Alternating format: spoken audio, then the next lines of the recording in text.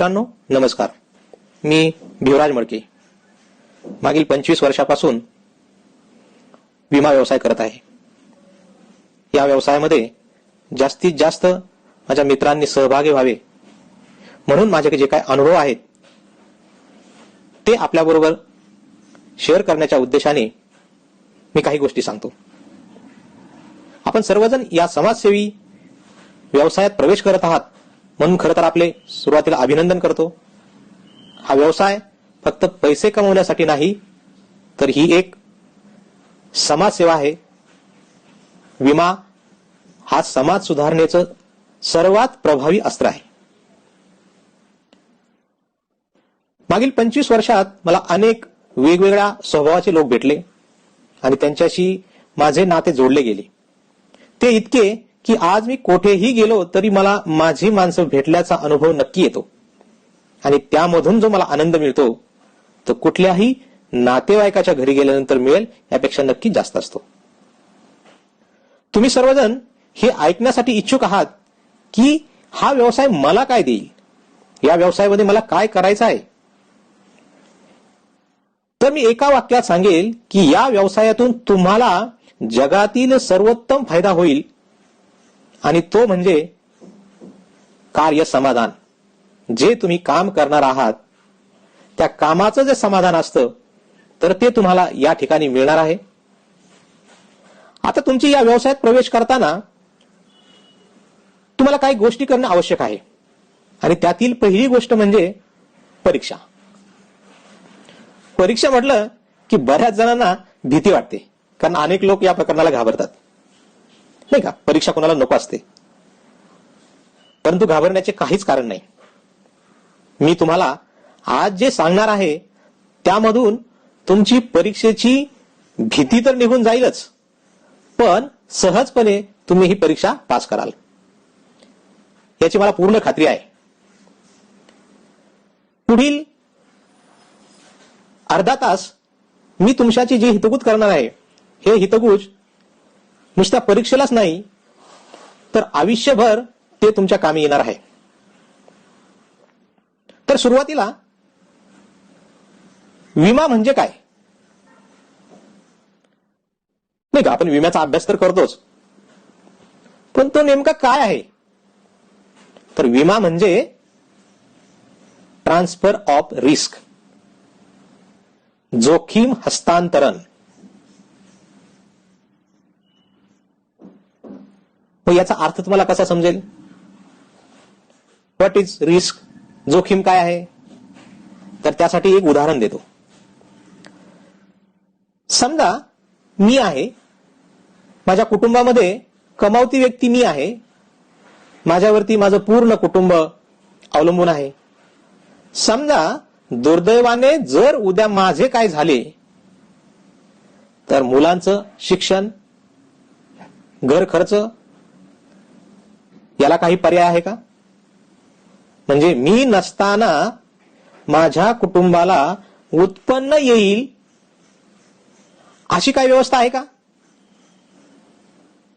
याचा विचार तुम्ही 2 मिनिट करा की जर मी माझ्या कुटुंबात नसेल आणि मी एकटाच कुटुंबामध्ये कमावत आहे, उद्या मी नसेल तर कुटुंबाचं काय होईल. ही झाली माझी रिस्क. मग असा एखादा पर्याय आहे का की उद्या मी नसेल तरी माझं जे आर्थिक उत्पन्न आहे त्याची माझ्या कुटुंबासाठी व्यवस्था होईल किंवा दुसरे कुणी ते उत्पन्न माझ्या कुटुंबाला पुरवेल. काय उत्तर असेल याचं. नाही, कारण याला सबस्टिट्यूट नाही. मग फक्त विमाच ते काम करू शकतो. मग आता ह्या विम्याची सुरुवात कशी झाली नाही का. पूर्वी लोक कुठे राहायचे, जेव्हा लोकसंख्या एकदम विरळ होती तेव्हा एक तर समुद्राच्या कडेला राहणार, नदीच्या कडेला राहणार, समुद्रातून मच्छीमारी वगैरे करून आपलं जीवन जगणार, जंगलामध्ये जाऊन कंदमुळं वगैरे त्याच्यावरती आपले जीवन जगवायचे.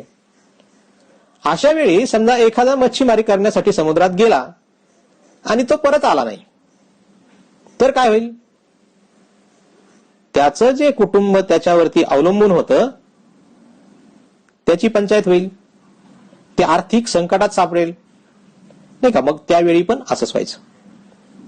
मग काही लोक एकत्र आली आणि त्यांनी ठरवलं की अरे असं जर नुकसान झालं तर त्या कुटुंबाला मदत कोण करणार. मला एक सांगा की जर आपल्या शेजारी एखादी दुर्दैवी घटना घडली तर आपण मदतीला जातो की नाही. तर येस,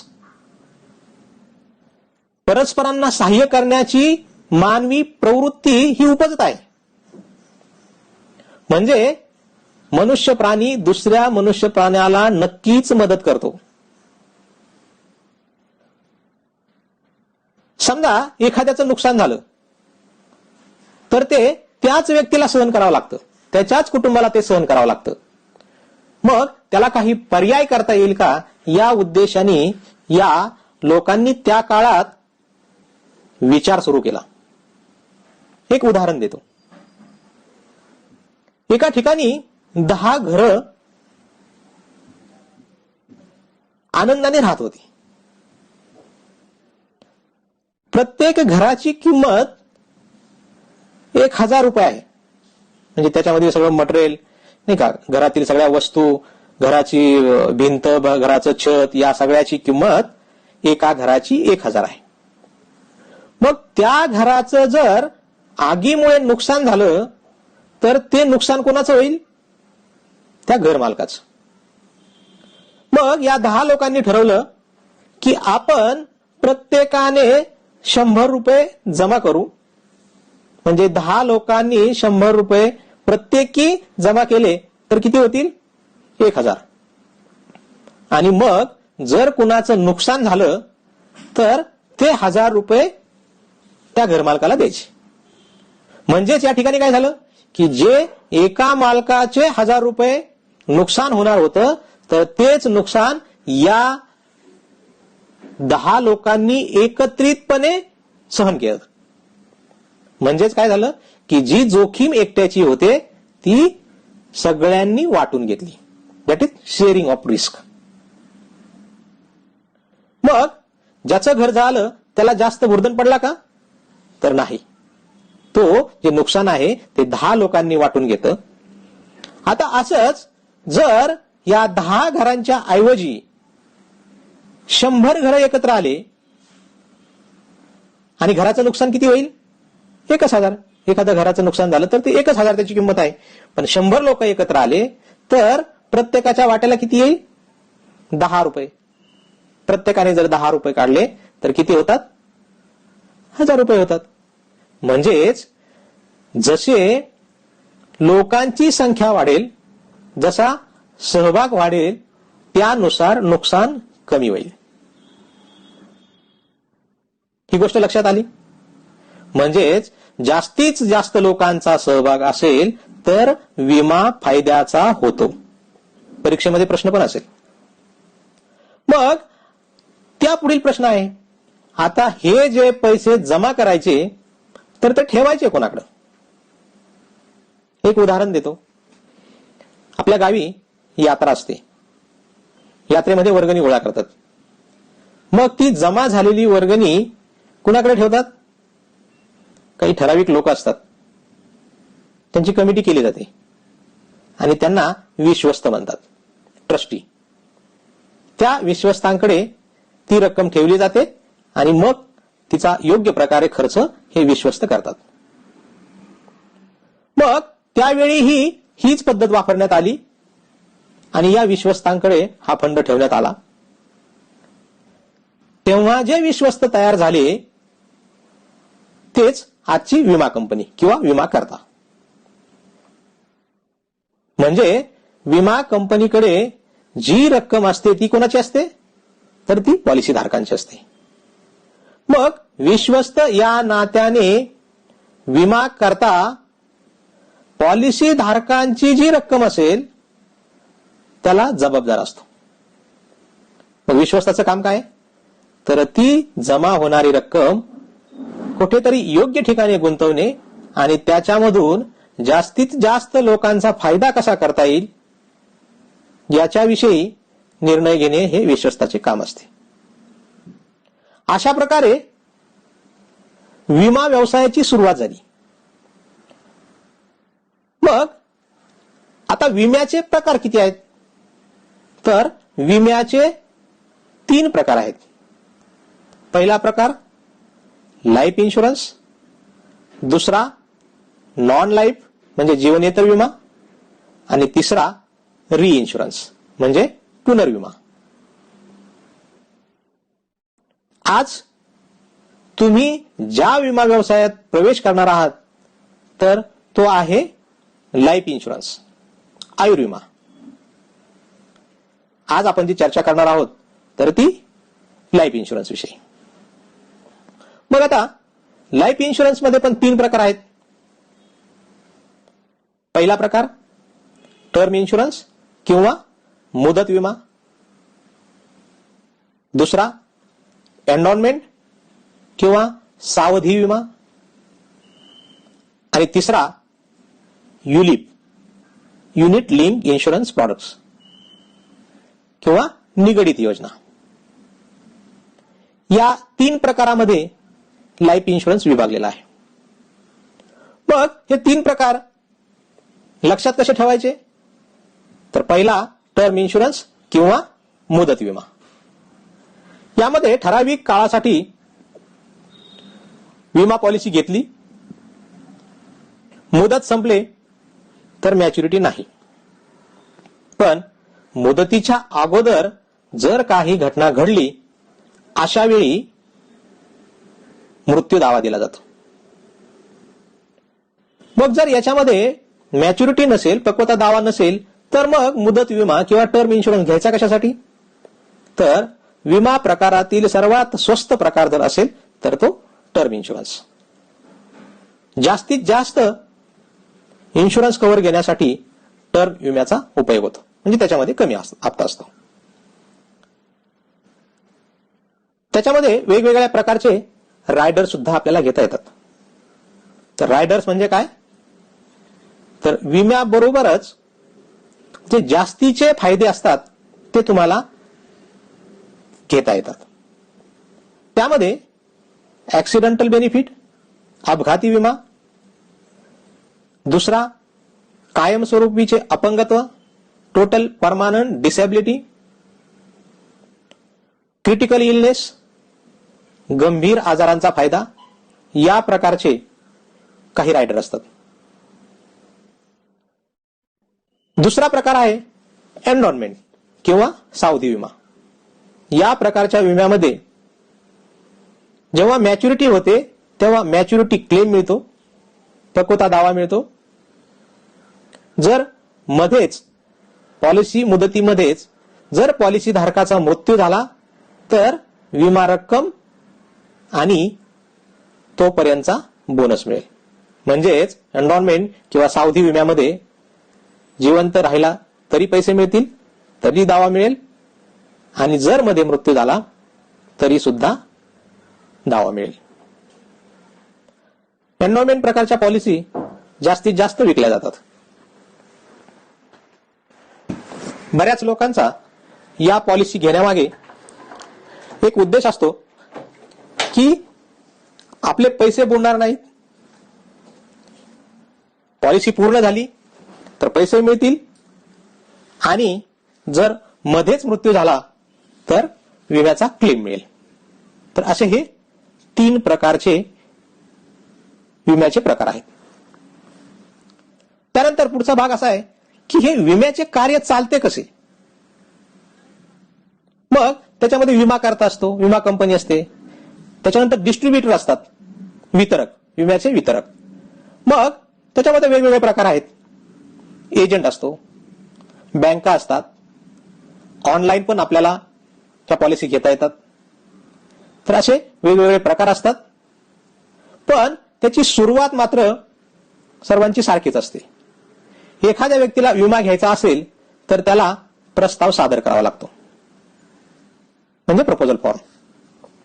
या प्रपोजल फॉर्म मध्ये किंवा प्रस्ताव पत्रामध्ये ज्या ज्या गोष्टी विचारलेल्या असतील त्याचे योग्य प्रकारे उत्तर देणं हे प्रस्तावकाचे कर्तव्य आहे. त्यालाच परम सद्भावाचे तत्व असे म्हणतात, अटमोस्ट गुड फेथ. मग प्रश्न असाही विचारू शकतील, परमसद्भावाचे तत्वाचे पालन करण्याची जबाबदारी कोणाची असते? तर कोणाची? प्रस्तावकाची. ज्याला पॉलिसी घ्यायची त्यांनी ही सगळी माहिती जी आहे ती उघड करणं गरजेचं आहे, कारण त्याच्यावरती विमालेखन असते. मग विमालेखन म्हणजे काय? विमांकन, अंडर रायटिंग. तर हा जो प्रस्ताव आलेला असतो त्यामध्ये जी माहिती दिलेली आहे त्या माहितीच्या आधारे जोखमीचं मूल्यांकन करणे आणि मग त्याच्यावरती निर्णय घेणे. आलेला जो प्रस्ताव आहे त्या प्रस्तावाचं काय करायचं याचा निर्णय विमांकक किंवा अंडर रायटर घेत असतो. मग विमांककाने किंवा अंडर रायटरने जो निर्णय घेतला त्याला चॅलेंज नसतं, त्याचा निर्णय हा अंतिम असतो. विमांककाचा निर्णय जसा अंतिम असतो त्याच प्रकारे त्या प्रस्ताव पत्रामध्ये विमा एजंटचा गुप्त अहवालही असतो. त्या गुप्त अहवालामध्ये प्रस्तावकाविषयी जी गोपनीय माहिती असते ती माहिती विमा एजंटने पुरविणे गरजेचे असते. ज्यावेळी प्रस्तावपत्र भरले जाते त्यावेळी या विमा एजंटची सही त्याच्यावरती असणे गरजेचे असते. त्याचबरोबर साक्षीदाराची सहीही गरजेची असते. मग हा आलेला प्रस्ताव अंडर रायटर, विमांकक निर्णय काय घ्यायचा त्याविषयी विचार करतो. त्याच्यामध्ये 3 प्रकारे निर्णय घेतले जातात. पहिला प्रकार जो आहे तर पॉलिसी प्रस्तावपत्र जे आहे ते स्वीकारलं जातं. दुसऱ्या प्रकारामध्ये जर त्याला काही शंका असेल किंवा त्याच्यामध्ये काय हेल्थचा इश्यू असेल तर जादा हप्ता लावून तो प्रस्ताव स्वीकारला जातो. आणि तिसरा, जर तो प्रस्ताव स्वीकारण्यायोग्य नसेल तर तो नाकारला जातो आणि प्रस्ताव नाकारला की त्याचे पैसे त्या प्रस्तावकाला मिळतात. प्रस्ताव दिल्यानंतर जर त्याचे पॉलिसीमध्ये रूपांतर झाले तर पॉलिसी धारकाने विम्याचे हप्ते भरणे आणि त्या बदल्यात विमा कंपनीने किंवा विमाकर्त्याने त्याला दिलेल्या आश्वासनांची पूर्ती करणे हे दोघांचे कर्तव्य असते. कारण मुळातच विमा हा एक कायदेशीर करार आहे. मग कुठलाही कायदेशीर करार करायचा असेल तर त्यामध्ये 2 एंटिटींची गरज असते. मग त्यामध्ये एक व्यक्ती असेल, दुसरी कंपनी असेल किंवा 2 कंपन्या असू शकतील, 2 व्यक्ती असू शकतील. कायदेशीर करारासाठी आवश्यक असणाऱ्या सर्व गोष्टी विमा प्रस्ताव स्वीकारताना आवश्यक आहेत. म्हणजे उदाहरण द्यायचं झालं तर आपण एखादी इमारत विकत घेतो, प्लॉट विकत घेतो, त्यावेळी आपण ज्या सगळ्या गोष्टी करतो त्याच्याविषयी जाणून घेतो त्या प्रकारेच विमा कंपनी हा प्रस्ताव स्वीकारण्याच्या अगोदर या गोष्टी जाणून घेण्याचा प्रयत्न करते. आणि त्यातील सर्वात जास्त जर विश्वास कोणावर ठेवायचा असेल तर तो म्हणजे विमा एजंट. कारण insurance agent is a primary under writer, म्हणजे तो सुरुवातीचा अंडर रायटर असतो. त्याने ज्या गोष्टी सांगितल्यात त्याच्यावरती विश्वास ठेवूनच पुढील प्रक्रिया होते. म्हणून विमा एजंटची जबाबदारी ही तेवढीच महत्वाची असते. विमा एजंट हा विमाकर्त्याचा म्हणजे विमा कंपनीचा प्रतिनिधी असतो. मग त्याने कुणाच्या हिताचं रक्षण केलं पाहिजे? विमा कंपनीचं.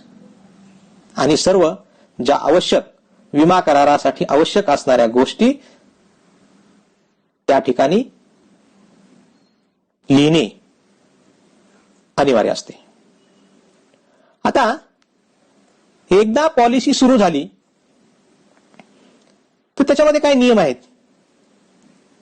पॉलिसी स्वीकारल्यानंतर एक पावती दिली जाते, तिला प्रथम हप्ती पावती म्हणतात. प्रथम हप्ता पावती किंवा फर्स्ट रिन्युअल रिसिप्ट, आणि ही विमा करार सुरू झाल्याचा पुरावा आहे. म्हणजे एकदा ऍक्सेप्ट झाला प्रपोजल की ही रिसीट दिली जाते, तिथून पुढे हा प्रस्ताव स्वीकारला असं गृहीत धरलं जातं. मग आता जेव्हा ती पॉलिसी धारकाला पाठवली जाते, त्याला पॉलिसी मिळते, त्यानंतर 15 दिवसांचा फ्री लुक पिरियड असतो. मुक्त विचार करण्याचा कालावधी असतो. या 15 दिवसामध्ये त्याने सगळ्या गोष्टी ज्या सांगितलेल्या आहेत त्या मला मिळाल्यात का, याचा त्या पॉलिसी डॉक्युमेंटमध्ये उल्लेख आहे की नाही हे पाहून निर्णय घ्यायचा असतो. जर 15 दिवसात त्याला वाटलं की या गोष्टी योग्य आहेत तर तो प्रस्ताव त्याने स्वीकारायचा. जर त्याला वाटलं की याच्यामधील काही गोष्टी योग्य नाहीत तर तो ती पॉलिसी रद्द करून आपली रक्कम परत घेऊ शकतो. जर सगळ्या गोष्टी योग्य आहेत आणि त्यांनी पॉलिसी ठेवून घेतली तर तिथून पुढे तो करार सुरू राहतो आणि नंतर रिन्युअल प्रीमियम भरण्याची वेळ येते. त्याच्यामध्ये त्यांनी हप्त्याचा कोणता प्रकार घेतला आहे, मासिक आहे, तिमाही आहे, सहामाही आहे की वार्षिक आहे, यानुसार सवलतीचे दिवस ठरलेले असतात. म्हणजे त्यांनी पुढील रिन्युअलचा हप्ता कधी भरायचं तर त्याचे सवलतीचे दिवस असतात. तिमाही, सहामाही आणि वार्षिक या 3 प्रकारांसाठी 30 दिवस, तर मासिक हप्त्यासाठी 15 दिवसांचा फ्री लुक पिरियड असतो. सवलतीचे दिवस असतात. मग या सवलतीच्या दिवसामध्ये तो पैसे भरून घेऊ शकतो आणि या सवलतीच्या दिवसामध्ये जर एखाद्याचा दावा आला, डेथ क्लेम आला, तरी तो देणे बंधनकारक असते. तो डेथ क्लेम मिळतो. फक्त या सवलतीच्या दिवसामध्ये जर क्लेम आला तर चालू हप्ता वजा करून विम्याची रक्कम दिली जाते. आता रिन्युअल जसे 30 दिवस असतात त्याच प्रकारे एक सुसाईड क्लॉज आहे. म्हणजे पॉलिसी घेतल्यापासून 1 वर्षाच्या आत जर एखाद्याने आत्महत्या केली तर मृत्यू दावा दिला जात नाही. 1 वर्षानंतर त्यांनी जर दुसरा हप्ता भरला आणि त्याच्यानंतर जर सुसाईड असेल तर तो क्लेम दिला जातो. म्हणून सुसाईड क्लॉज लक्षात ठेवणे गरजेचं आहे. त्याच प्रकारे पॉलिसीमध्ये काही कंडिशन आहेत. जसं MWP ऍक्ट आहे, मॅरिड वुमन्स प्रॉपर्टी ऍक्ट, विवाहित स्त्रियांचा मालमत्ता हक्क कायदा.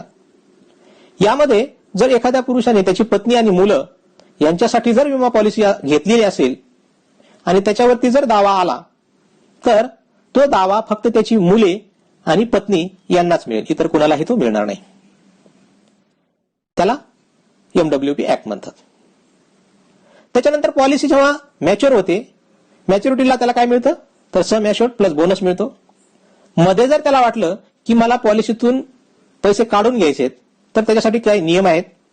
जर 10 वर्षापेक्षा कमी मुदतीची पॉलिसी असेल तर 2 वर्षाचे वार्षिक हप्ते भरणं गरजेचं आहे आणि जर 10 किंवा 10 पेक्षा जास्त मुदत असेल तर वार्षिक कमीत कमी 3 हप्ते भरणे गरजेचं आहे. तरच त्याला सरेंडर मूल्य प्राप्त होते. सरेंडर त्यालाच समर्पण मूल्य म्हणतात. त्याच्यानंतर जर त्याने 3 वर्ष हप्ते भरले आणि पैसे काढून नाही घेतले, त्यानंतर पैसेही नाही भरले, तर शेवटी जी त्याला मिळते ती पेड व्हॅल्यू असते. स्थगन मूल्य म्हणतात त्याला. पॉलिसीवरती जर सरेंडर मूल्य येत असेल तर त्या पॉलिसीवरती तो लोनही घेऊ शकतो आणि ते लोन सरेंडर व्हॅल्यूच्या 90% असते. अशा प्रकारे पॉलिसीचे फायदे त्याला मिळतात. थोडी थोडी रक्कम जमा करून तो त्याच्यामध्ये आपली जोखीम सुद्धा हस्तांतरित करू शकतो. म्हणजे थोडा थोडा संचय होईल आणि संचय करत असतानाच त्याचा विमाही होईल. हे फक्त विमा पॉलिसीमध्ये शक्य आहे. म्हणजेच थोडी रक्कम जमा करून आपण आपल्या आयुष्याची पुंजी वाढवू शकतो. जी जोखीम आहे आपली ती हस्तांतरित करू शकतो. हे फक्त विम्यामध्ये शक्य आहे. मग याच्यामध्ये अजून काय प्रश्न असतील तर त्याच्यामध्ये जर एखादा व्यक्ती बेपत्ता झाला तर 7 वर्षानंतर त्याचा मृत्यू दावा दिला जातो.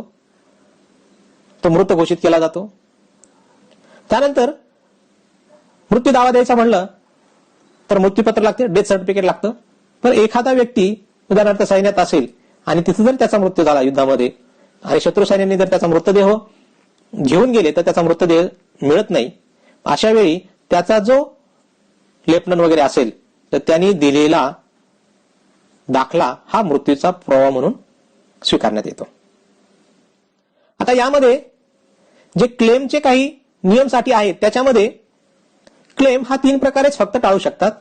पहिली गोष्ट, 1 वर्षात सुसाईड केलं तर. दुसरा, त्यानं जर काही गोष्टी लपवल्या असतील तर. आणि तिसरा म्हणजे हप्ता थकलेला असेल तर. बाकी कुठल्याही कंडिशनमध्ये क्लेम टाळता येत नाही. असो मित्रांनो, या विम्याविषयी ज्या आवश्यक गोष्टी होत्या त्या मी आपल्याला सांगितलेल्या आहेत. याच्या पलीकडे जाऊन ही जी परीक्षा आहे या परीक्षेमध्ये तुमची मानसिकता काय आहे ती शोधण्याचा प्रयत्न केला जातो. म्हणजेच तुम्ही लोकांना काय द्याल, तर गरजेवर आधारित जी त्यांची गरज आहे त्यावर आधारितच तुम्ही त्यांना प्लॅन सांगितला पाहिजे. किंवा काही इथिक्स पण त्याच्यामध्ये आहेत की दुसऱ्या कंपनीची पॉलिसी आहे ती तुम्ही बंद करा आणि माझ्याकडे घ्या, हे म्हणणे योग्य आहे का? तर नाही. जे जे फायनान्शियल प्लॅनिंगसाठी आवश्यक गोष्टी आहेत त्याविषयी तुम्ही त्यांना माहिती दिली पाहिजे. त्याच्यानंतर ही परीक्षा देण्यासाठी कमीत कमी 10वी उत्तीर्ण होणं गरजेचं आहे. ट्रेनिंग करणं गरजेचं आहे. IRD ची ही जी एक्झाम आहे ती पास करणं गरजेचं आहे. तर या गोष्टी पाळणं आवश्यक आहे. इन्शुरन्स फील्ड त्याचा कंट्रोल त्याच्यावरती आहे IRD चा. तर यामध्ये विमा कंपन्या, विमा एजंट, ब्रोकर जे जे याच्यामध्ये आहेत त्या सर्वांवरती कंट्रोल जो असेल तो विमा प्राधिकरणाचा आहे. एखाद्याचं लायसन कॅन्सल करण्याचाही अधिकार त्यांना आहे. तर या पूर्ण गोष्टींचा विचार करून एक समाजकार्य चांगल्या प्रकारे कसं करता येईल, विमा व्यवसायामध्ये तुम्हाला लॉंग टर्म बेनिफिट पण मिळणार आहेत. जसं लोकांना तुम्ही सिक्युअर करणार आहात त्याच प्रकारे तुम्ही सुद्धा सिक्युअर होणार आहात. कारण विमा पॉलिसी ही एकमेव वस्तू अशी आहे की ती एकदा विकल्यानंतर तुम्हाला त्याच्या पूर्ण मुदतीपर्यंत कमिशन मिळतं. मग तुमचं आणि विमाधारकाचं नातं कुठपर्यंत असलं पाहिजे, तर त्या पॉलिसीवरती दावा उत्पन्न होईपर्यंत तुमचं आणि विमाधारकाचं नातं असलं पाहिजे. अशा प्रकारे विचार करून योग्य प्रकारे उत्तर देणं हे गरजेचं आहे. पुन्हा एकदा तुम्हा सर्वांना परीक्षेसाठी शुभेच्छा. पूर्ण वेळ त्याच्यामध्ये द्या. पूर्ण प्रश्नांची उत्तरं योग्य प्रकारे द्या. एकही प्रश्न अनुत्तरित ठेवू नका.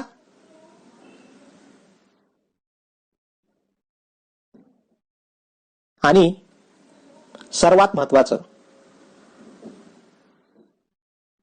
एकदा सबमिट करण्यापूर्वी आपण सर्व प्रश्न सोडवलेत की नाही याची खात्री करा. म्हणजे तुम्ही परीक्षेमध्ये उत्तीर्ण झाला असं दिसेपर्यंत तुम्हाला काही काळजी करण्याची गरज नाही. सर्वांना पुन्हा एकदा शुभेच्छा आणि सर्वांना